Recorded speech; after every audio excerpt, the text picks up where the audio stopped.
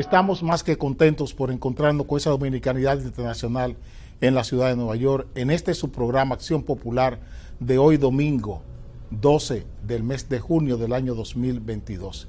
Llegamos a sus hogares, gracias a Dios, a través del Canal América 1014 de Cablevisión Óptimo, un programa que hacemos desde la República Dominicana en el canal Sport Vision, canal 35, guiados, orientados con la cooperación de Dani y de Amaury, que son quienes se encargan del trabajo de emisión digital y tecnológica de este programa. Este programa lo hacemos cada domingo a través del Canal América 1014 de Cablevisión Óptimo, gracias al esfuerzo que hace el señor Ramón Penson, el ingeniero Ramón Penson, y un grupo de amigos para que yo pueda conversar cada domingo con ustedes a través de este canal de televisión. Estamos más que contentos y satisfechos también por el respaldo, por las llamadas, por el apoyo que nos dan ustedes y el aliento que nos otorgan para que nosotros podamos hacer este programa cada día. Tenemos que comenzar con el evento que para los dominicanos y para ustedes allá, los latinos, es el evento político más importante que se está celebrando en los Estados Unidos, que es la Cumbre de las Américas, que promueve la presidencia de los Estados Unidos cada cierto tiempo. Tenemos al presidente participando en la Cumbre de las Américas, esa convocatoria que hace el presidente Joe Biden, para que los presidentes conversen de los problemas que tienen sus países, pero también de los problemas que tiene los Estados Unidos en la relación multilateral, bilateral, geopolítica con los países latinoamericanos. Ha habido mucha crítica por parte de grupos ideológicos contrarios a las políticas de los Estados Unidos. Los Estados Unidos es el país anfitrión y es quien debe decidir a quién invita y a quién no invita. Estados Unidos ha decidido no invitar ni a Maduro, o sea, ni al presidente de Venezuela, ni al presidente de Cuba, ni al presidente de Nicaragua. De voz en cuello, de una vez el presidente de México comenzó a objetar esa decisión que tomara el presidente Biden con libre albedrío, porque nadie le puede imponer a otro país a quién quiere que inviten y a quién no quiere que inviten. El presidente Andrés Manuel López Obrador ha dicho que no va o que no asiste a esa cumbre y que enviaría a su canciller o a un representante. Olvida el presidente de México que México, dentro de los temas que se van a tratar o que tiene los Estados Unidos para tratar con los presidentes de los países de América, está la migración. Está el tema de seguridad y está el tema también económico. México tiene 12 o 13 millones de mexicanos indocumentados en los Estados Unidos. Y el presidente, de manera muy supina, de manera civilina, el presidente de México ha decidido olvidarse de que México tiene 13 millones de mexicanos en Estados Unidos de manera ilegal y ha ido a buscar una solidaridad ideológica con Cuba, con Nicaragua y con Venezuela que no le luce a México. Porque México no tiene 10 millones de mexicanos ni en Venezuela, ni en Cuba, ni en Nicaragua. Los tienen Estados Unidos. Y es una pena la falta de visión de un presidente, es una pena, repito, la falta de visión de un presidente de no estar entendiendo los problemas que tiene su país. El presidente de Cuba ha dicho que esa cumbre es una cumbre podrida porque el imperio no aprende, que Cuba ha cambiado y que los países de América han cambiado y que el imperio no cambia. Lo que no entiende el señor Díaz-Canel es que Estados Unidos tiene más de 6, 7 millones de cubanos viviendo en los Estados Unidos. Eso es lo que no ha entendido, que ha cambiado. Y que esos 6 millones, no sé cuántos son exactamente, de cubanos en los Estados Unidos, producen más que todos los cubanos en Cuba. Esa es la realidad.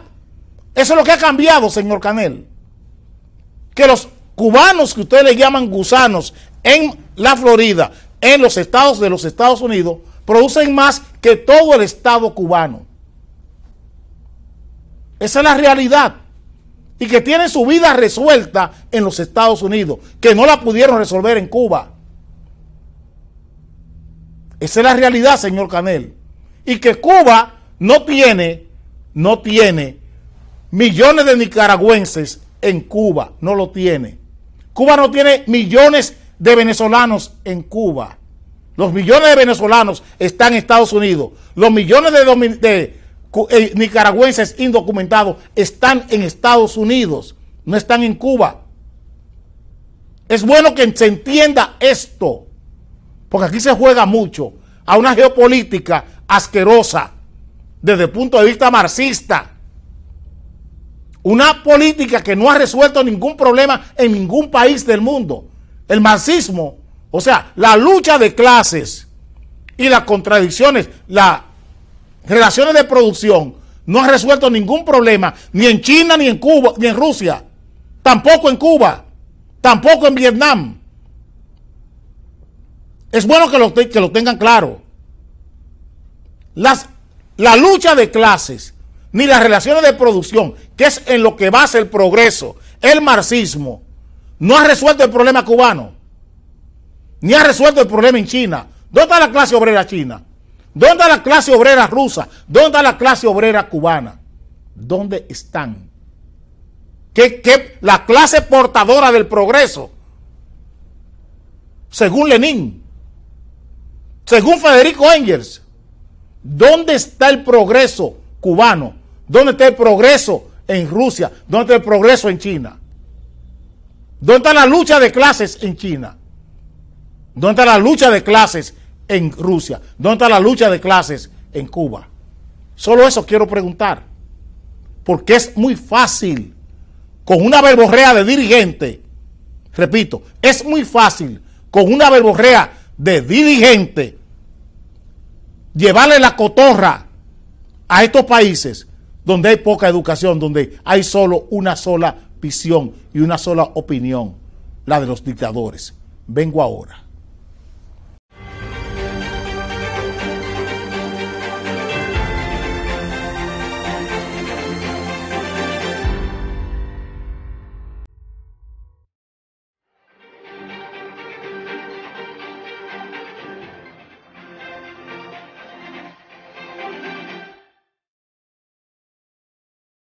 Frente al asesinato lamentable del ministro de Medio Ambiente, el licenciado Orlando Jorge Mera, en su propio despacho, un asesinato provocado por un amigo, insatisfecho con el otro amigo porque no le complació en un reclamo que hasta ahora lo que estoy diciendo es sobre la base de lo que ha salido en los medios de comunicación, un reclamo ilegal, un reclamo ilícito que le hiciera el amigo al otro amigo. Frente a esa ola de criminalidad y frente al espanto que ha provocado este hecho, un hecho político, porque es un PRMista el que mata a otro PRMista, es bueno que se sepa, porque nos están queriendo deslindar los campos. Es la insatisfacción de un PRMista con su propio gobierno el que le lleva a matar en su despacho al ministro de Medio Ambiente de este país. El presidente apela a crear una campaña contra la violencia. Y nosotros le decimos que el problema de la violencia, igual que en Estados Unidos, es un problema de los estados, el estado anímico de las personas. Cómo la gente está manejando sus miedos, cómo la gente está manejando sus conflictos, cómo la gente anda buscando medios indecentes para resolver sus conflictos, para evitar daño o para alcanzar una meta. ¿Cómo estamos construyendo la autoridad? He estado hablando de eso. ¿Con qué criterios estamos nombrando la gente y con qué criterio estamos creando las instituciones públicas de este Estado? Un representante, repito, un representante del Ministerio de Industria y Comercio en Santiago Rodríguez mató en esta semana a 2 personas. Una persona con antecedentes de criminalidad y de delincuencia, nombrado por el Ministerio de Industria y Comercio como representante del Ministerio de Industria y Comercio en Santiago Rodríguez. El problema que estamos viviendo en la República Dominicana es ese. ¿Cómo estamos construyendo la autoridad?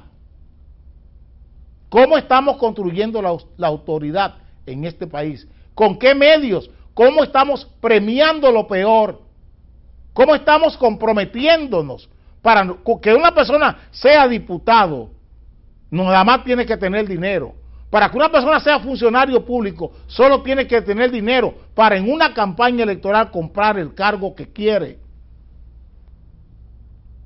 Es ahí donde está el problema en la República Dominicana. La violencia que está viviendo los Estados Unidos, estamos viéndola desde el punto de vista ideológico y no desde el punto de vista del tema humano. Es el ser humano el que hay que cambiar, no son las armas. No es una campaña contra las armas. Estados Unidos está tomando decisiones en la Cámara de Representantes de confiscar armas a personas peligrosas. Yo pregunto, ¿y el que no es peligroso que tiene un arma? Y que no muestra signos de peligro, ¿cómo lo adivinamos? Señores, el cambio en los seres humanos tiene que ser desde dentro, no se hace desde fuera. Si queremos cambiar a los seres humanos, tenemos que cambiar sus hábitos afectivos, sus hábitos cognitivos, sus hábitos psicomotores. ¿Con qué hábitos la gente está haciendo disciplina? ¿Con qué hábitos la gente está haciendo disciplina? ¿Dónde está la disciplina? Estamos enseñándole a las personas cuando son niños sus obligaciones, más allá de la gran sociedad de derechos que estamos estableciendo, derechos sexuales y reproductivos, todos esos derechos que estamos creando de primera, segunda, tercera, cuarta y quinta generación. ¿Y qué deberes estamos aplicando sobre los seres humanos en los Estados Unidos y en este país? Los deberes son la disciplina. Estamos enseñando a nuestros hijos a que cuando se levantan de la cama tienen que arreglar la cama, tienda la cama. Así comienza la disciplina. Vaya a bañarse, cepíllese los dientes, mantenga las manos limpias. Así comienza la disciplina. Esas obligaciones no es solo derechos que deben tener los seres humanos, obligaciones.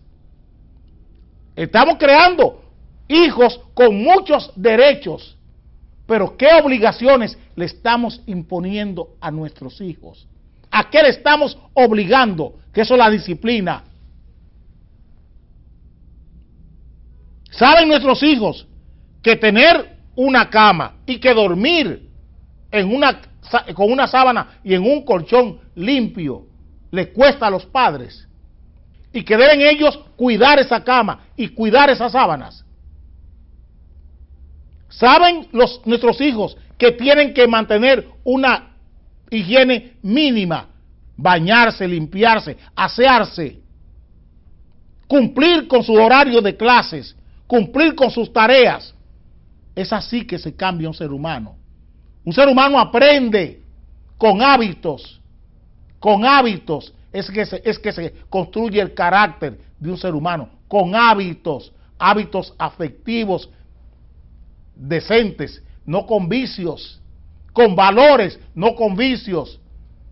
No es con hábitos viciosos, es con hábitos virtuosos que se crece y que el ser humano se construye. Hábitos afectivos, hábitos cognitivos, hábitos cognoscitivos, hábitos psicomotores y hábitos operativos. Costumbres, son las costumbres. Y cuando se pierden las costumbres, entonces entra por el otro lado esa indecencia a educar a sus hijos. ¿Dónde están los hábitos familiares? Los hábitos que debe aprender, a los que debe comprometerse el ser humano con su familia para tener derecho a ser miembro de la familia. Los derechos que le concede la familia tienen una contrapartida, que es eso, la disciplina, el respeto, el orden en el hogar, el respeto a la autoridad del padre y de la madre. Eso no se negocia. ¿Qué es lo que hemos creado? Derechos sexuales reproductivos, derechos de la niñez. ¿Y cuáles son las obligaciones de esa niñez? ¿Cuáles son las obligaciones? ¿Cuáles son los compromisos en comportamiento que deben honrar esos derechos? ¿Lo estamos explicando bien? ¿Se lo estamos explicando bien a esa sociedad?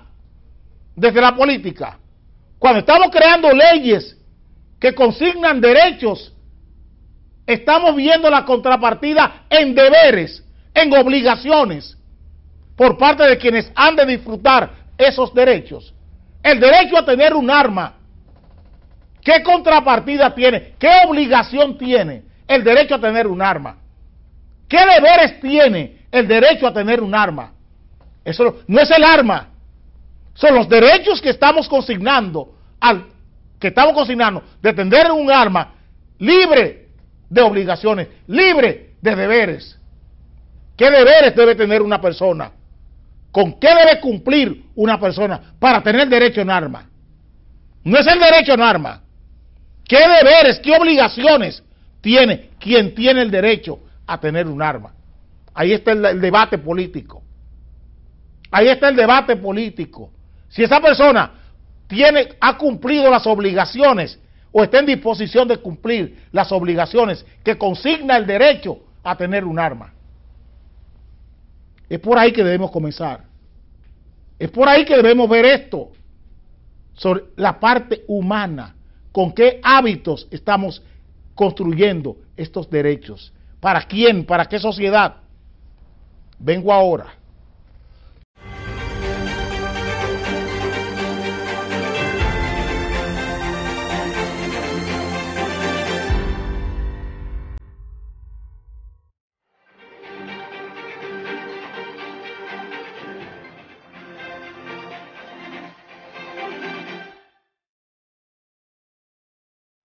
Sigue el Ministerio Público de este país dándonos notas muy negativas de su lucha contra la corrupción.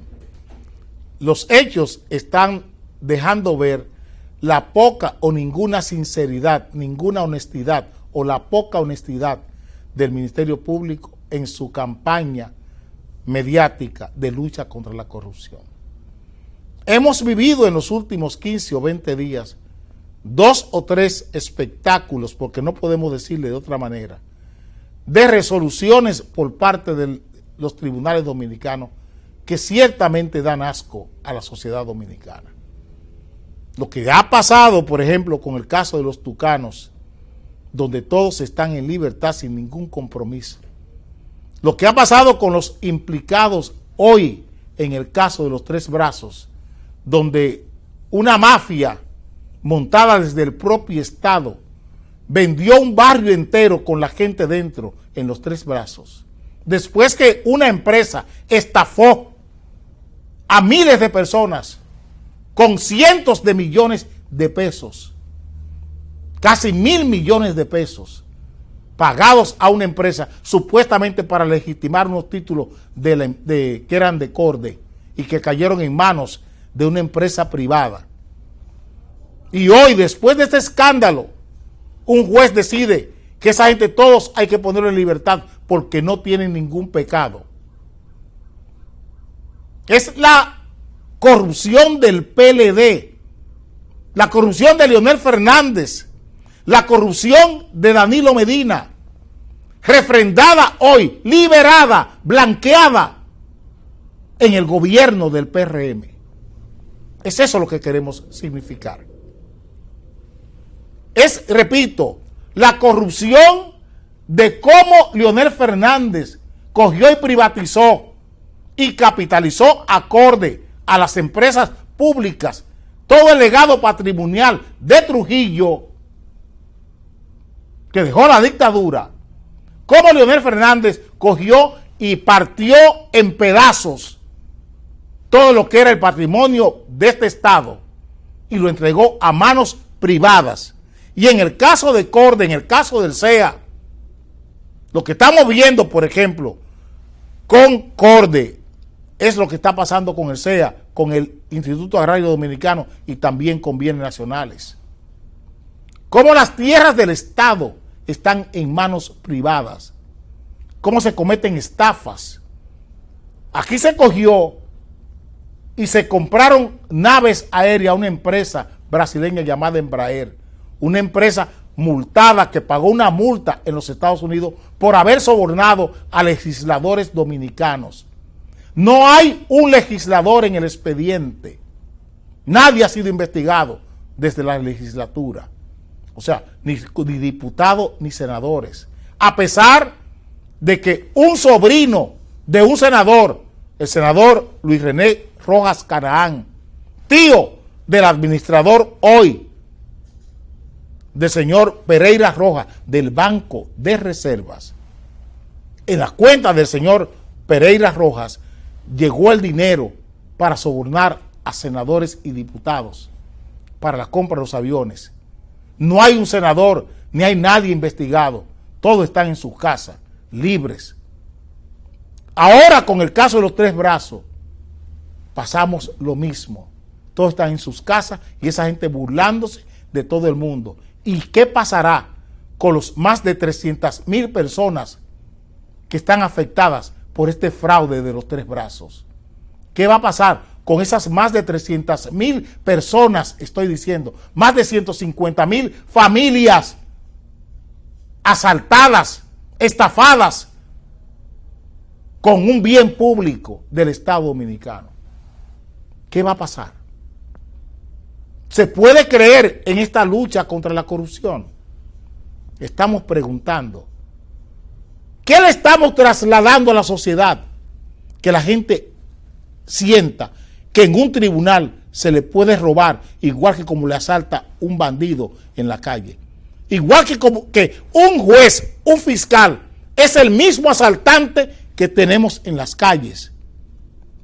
Los asaltantes de las tierras del Estado y que hicieron negocio con ese asalto, con ese botín, hoy, un juez, un fiscal, le ha dicho a los afectados, a quienes fueron asaltados, que ellos son iguales que esos asaltantes, que con ellos se les puede asaltar, que con ellos se les puede robar, que con ellos se les puede estafar. Ellos acaban de blanquear y decirle sí, sigan asaltando, sí, sigan robándole al país. Eso es lo que se le está diciendo a esta sociedad, desde las instituciones del Estado Dominicano. Desde las instituciones del Estado Dominicano se le está diciendo que sí, que desde un tribunal se le puede engañar y que desde un tribunal puede darle licencia, patente de corso a filibusteros y bucaneros para que se roben los bienes públicos y que con esos bienes públicos les roben millones y millones de pesos a la gente y que todo sale bien, que todo va bien y que la corrupción no es más que un mito, que la lucha contra la corrupción no es más que una pose. El robo de los bienes públicos de los gobiernos de Leonel Fernández y de Danilo Medina, legalizado, legitimado hoy por un tribunal en el gobierno de Luis Abinader, con Miriam Germán como Procuradora General de la República y con la misma Jenny Berenice, que sometió a esa gente por fraude, con el mismo Camacho, Wilson Camacho, que sometió a esa gente por fraude, con esa misma gente, ese mismo fraude que ellos denunciaron y que sometieron, hoy en los tribunales se le está diciendo a este país que todos nos equivocamos y que la razón la tenían los ladrones. Eso es lo que nos están demostrando hoy a nosotros, que la razón aquí la llevan los ladrones, que quienes se roban los bienes públicos son los que están en lo correcto, que es correcto robarse los bienes públicos y que es incorrecto reclamar en los tribunales que el bien público, que lo que hemos pagado para tener un bien público, que nosotros somos quienes estamos robando. Aquí están robando las 150 familias, las más de 300,000 personas que en los Tres Brazos pagaron una titulación de tierras del Estado a una empresa ladrona. que los malos son los ciudadanos, las familias de los Tres Brazos son los malos y que los buenos son quienes se les roban los bienes públicos. Nos veremos el próximo domingo, Dios mediante.